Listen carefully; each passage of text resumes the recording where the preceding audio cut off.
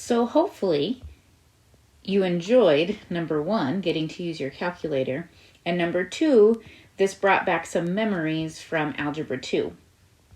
I know that in Algebra 2 you did a lot of work with parent functions and their transformations. So I'd like to go ahead and build on that work. Let's remember what we learned in Algebra 2 and then apply it to what we want to do here in pre-calculus. So with your neighbors, you played around with the parent function y equals x squared, and you tried to shift them or stretch them or whatever. So to shift to the right, we would have needed x minus 7, the quantity squared. And shift to the left, we would have needed x plus 3, the quantity squared.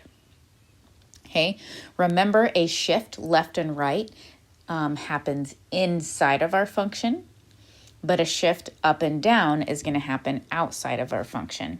So a shift up 4 is going to be x squared plus 4. A shift down 6 would be x squared minus 6. Okay. Vertically stretch, really as long as you have any number in front of x squared that's bigger than 1, then we're going to have some sort of a vertical stretch. Okay. And then to reflect over the x-axis, we would need to do that with a negative out in front. Okay. So let's talk about, in general, how we get all of these transformations. Okay. So anything inside of our function is going to affect our parent function horizontally, and anything outside of our function is going to affect our function vertically. So inside, it's affecting the inputs. Outside, it's affecting the outputs. So if we want to move left or right, we need something inside of our function. So to move to the left, we would need x plus c inside of our function. If we want to move to the right, we would need x minus c inside of our function. If you recall, these feel a little bit backwards. That's going to happen anytime we're inside of the function. Things are going to act backwards than what we're used to. So left is that plus c, right is that minus c. Okay. To move up and down, like I said, we're going to need something on the outside since it's a vertical shift. So up, we're going to need plus c after the function, and down, we're going to need minus c after the function. Okay. To reflect the graph along the x-axis, that means we are going to change the y-coordinates because it's flipping over that x-axis. So we're going to need a negative in front of our function. But if we're going to reflect along the y-axis, that means that we're changing whatever our x values are to over here. So since we're affecting x values, we would want that negative inside. Okay. Now our vertical stretches and shrinks and our horizontal stretches and shrinks, these might be the two that you were least likely to remember off the top of your head. I'm thinking the vertical stretch shrink was probably more familiar to you. So if we want to stretch or shrink vertically, we want to multiply a number outside of our function. Okay, outside of the function means it's affecting the y values, and y is associated with vertical. Okay, now as long as c is greater than 1, it's going to be a stretch. And as long as c is less than 1 but greater than 0, it will be a shrink. Okay, so that's something that maybe you talked about, maybe you didn't. Okay. To apply a vertical stretch or shrink, okay, you are going to take the parent function's y values and you're going to multiply them by c.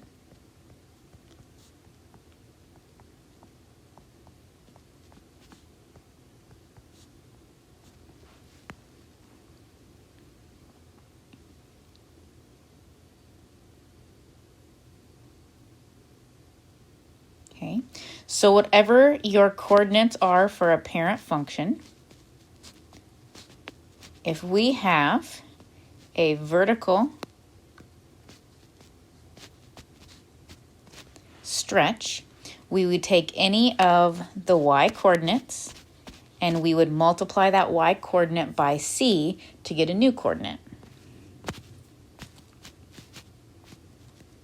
Okay, now horizontal stretch or shrink, we're going to do the same thing but inside. So horizontal means that numbers multiplied inside our function. Okay, but remember this is going to be backwards than our vertical. So now if c is bigger than 1, it's going to be a horizontal shrink. And if c is less than 1 but bigger than 0, then we're going to have a horizontal stretch. Okay, if we think about it, you know, a vertical stretch is going to look similar to a horizontal shrink. Okay, if I stretch something vertically, that means it's getting skinnier horizontally, right? So that they need to be opposite because they act in similar manners. Now, to apply this horizontal stretch, or shrink, since it's horizontal, we're working with our x values, so we're going to multiply our x values by the reciprocal of c. Okay, so whatever our parent function is, if we want to apply a horizontal stretch or shrink, then we're going to take each of those x values, we're going to multiply them by 1 over c, and then move them to their new place.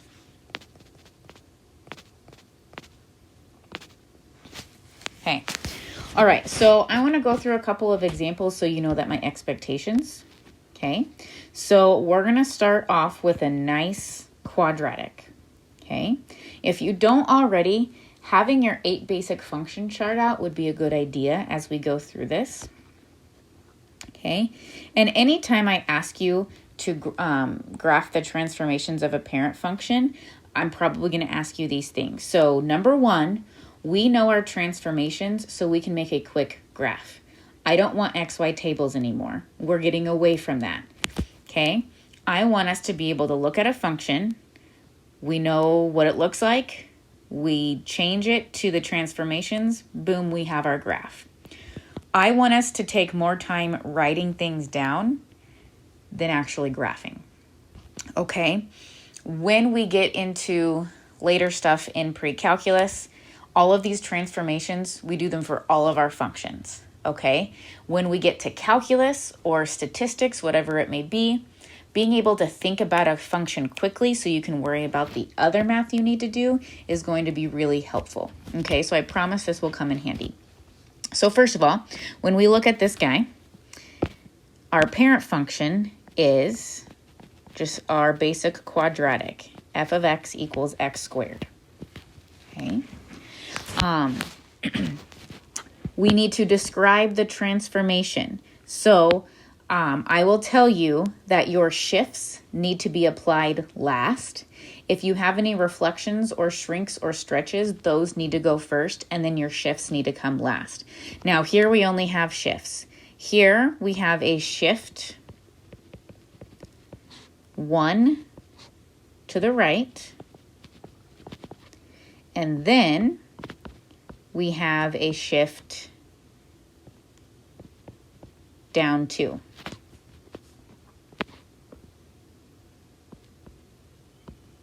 Okay. So I'm going to come back to this part right here. Let's go ahead and graph it. So in pink, I am going to put my parent function. And as long as you have 3 coordinates, I'm good. Okay? If you only have 2 or if you only have 1, I might not be able to see if there was an actual stretch or shrink. Okay? If you only have a vertex, that's not very good. Okay? 3 coordinates, and just, you know, here at 0, here at 1, that's enough for us to be able to get our shape, okay, with any of our parent functions. So now I'm going to take these pink coordinates and I'm going to shift them right 1 and down 2. So our vertex, right 1, down 2. 1, 1, right 1, down 2. Right 1, down 2. Okay, so now I'm going to get rid of my parent function because I don't need them anymore. And, whoops, there is our quick graph. What's nice about being able to make that quick graph is now we can determine domain and range, and it's not taking us a lot of time to get there. So we can see that the domain is all real numbers because it's a quadratic, that will always happen. But since we had a shift right 1, but more specifically down 2, our range is now -2 to infinity.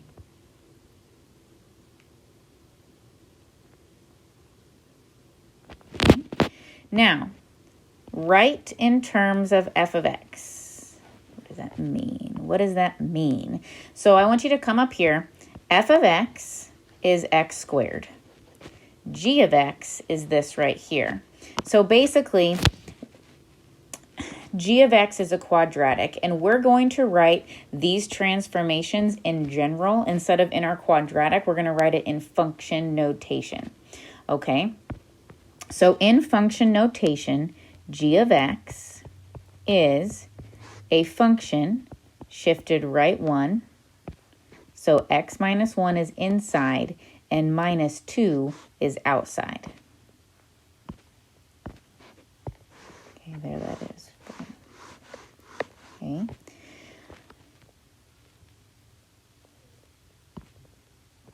So since x minus 1 is inside the square, I put x minus 1 inside of our function. And then since -2 is after, I put -2 after our function in this notation. Okay. And we'll do one more example so you can see that, okay? Okay. All right. Let's make it a little bit more interesting. Here is our next our next function that we need to use a parent function to transform.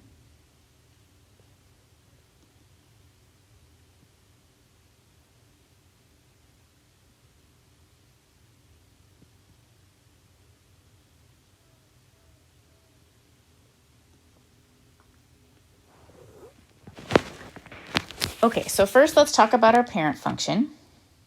Our parent function is the square root of x. And remember, I want you to think about this graph with 3 points. So quickly, it shouldn't take us a lot of time.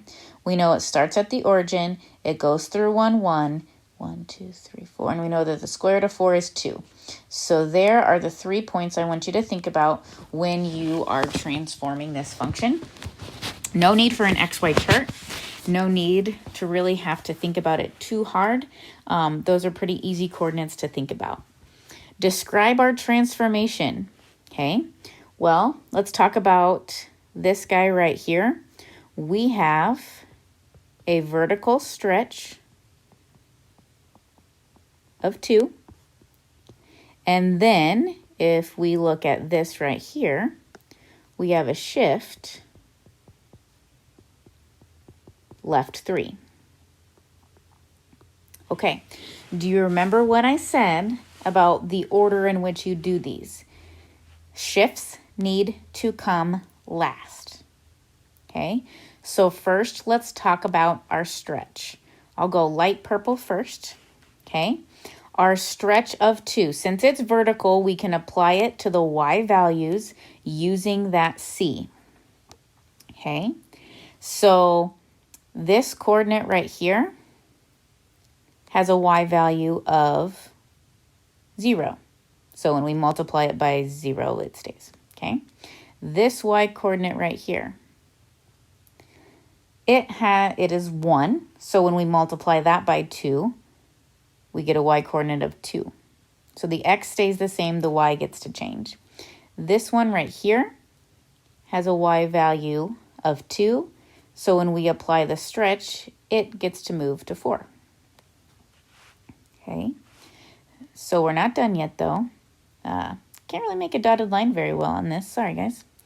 There we go. Okay. Now we need to shift left 3. So I'll do that with dark purple now. So now I'm going to take these points and I'm going to shift them left 3.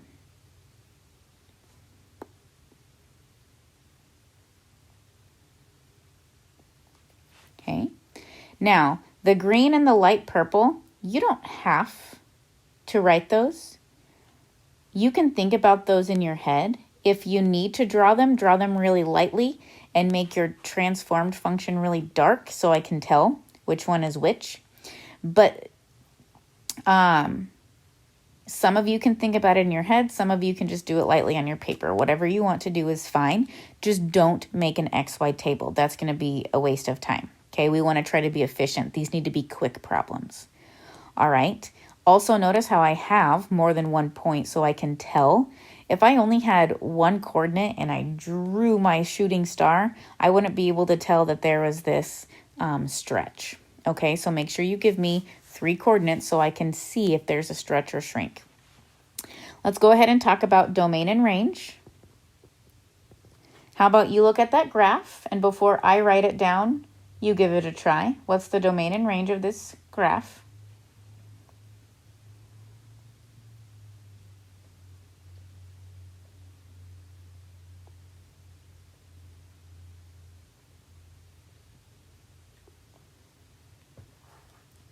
Our domain should be -3 to infinity, and our range should be 0 to infinity. Okay. And finally, let's go ahead and write this function notation. This is going to be a part of each homework problem that you have. Okay. So when I look up here, it looks like there's a 2 outside of the function, and inside there's x plus 3. So when I write h of x in terms of function notation, there's a 2 multiplied to the function, and inside of our function is x plus 3. We're basically just saying, hey, let's not write it as a radical. Let's write it as function notation.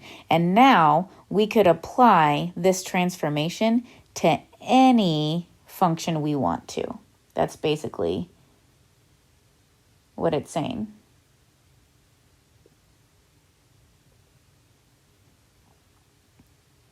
Okay. Okay, real quick before I send you on your way, I do want to talk about a problem like this. Because I ask you to do reflections and stretches and shrinks first before you do any of the shifts, that will also affect the algebra of it. So notice how there is both a shift and a stretch inside this function right here, okay? So that we can apply the stretch first and then the shift, we're actually going to have to rewrite this, okay? You need to actually factor that 2 out. So you can now apply the stretch and then apply the shrink. The shift. Okay? Stretch, then shift. There we go. There's too many words that start with SH over here. You're going to have a homework problem, 1 or 2 of them where you're going to have to do this for. Whether it is a stretch, shrink, or reflection, if it is inside your function along with a shift, you will have to get that factored out first, so then you can apply it and see then what's left over for the shift. Okay, so make sure that you look at your gold sheet